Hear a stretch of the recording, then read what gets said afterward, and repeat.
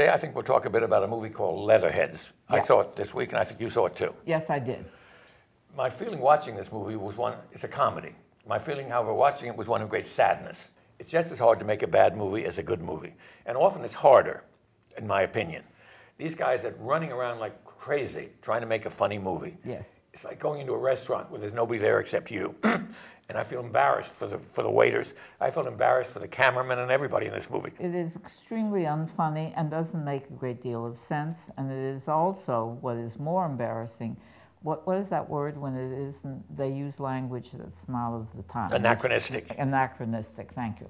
This movie is about professional football in 1925, when it was just a game played by roughnecks. There were no rules. The point of the movie is there were no rules yet. And they were big in the Midwest, just rough and tough guys, and the idea is you beat each other up on the field. This team is not doing very well. There's a Princeton star from Princeton who also was meant to have been a great war hero. Yes. And they figure if they can sign him, because they're broke, and they figured if they sign this guy, this charismatic guy, they'd make some money. That's the movie. And then however, the female lead has been alerted by her newspaper that he really wasn't a hero, and they want to debunk him. She's meant to be a racy reporter. It's meant to be his Girl Friday, yes, in a sense.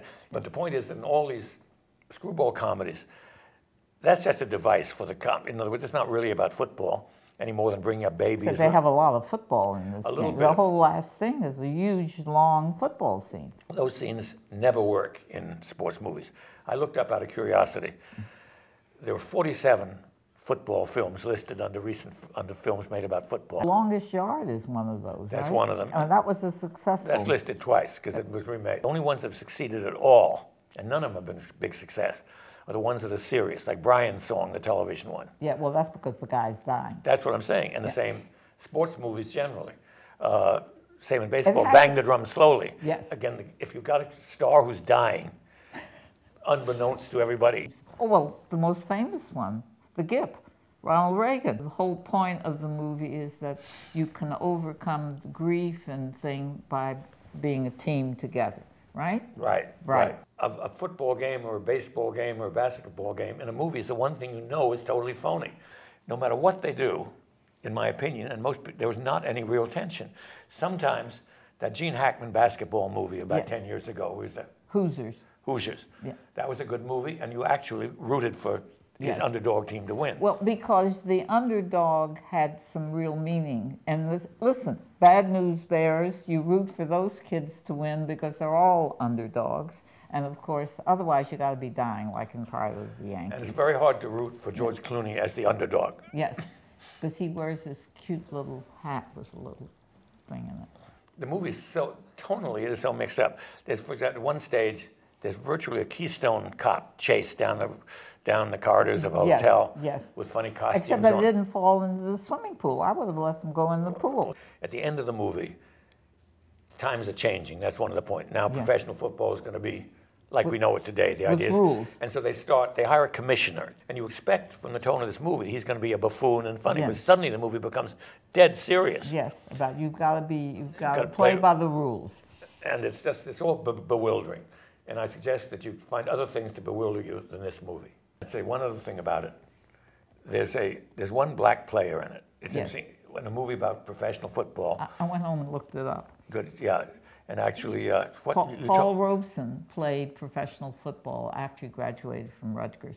In fact, looking up Paul Robeson. Stop. Okay. We'll get into Vietnam in a minute. No, we won't. We'll get into the communists. I know. No. And the Red Scare. Anyway, towards the end of it, somebody throws a Hail Mary pass, a huge pass. The moment they threw that pass, I said, I bet the black guy is going to catch it. Not to my surprise, we follow the ball through the air, and the guy jumping for it's the one black guy. But the interesting thing is, he drops it. It has had an enormous amount of press. George Clooney appears everywhere. He is adorable. He is talented. I'm reminded of a movie called The Countess of Hong Kong, Charles Chaplin's last movie. And he came to the United States and made this movie, and everyone was expecting a masterpiece. And it was a terrible Well, I think that's a very unfair thing to say about this. I mean... well, you expect it to be... Why?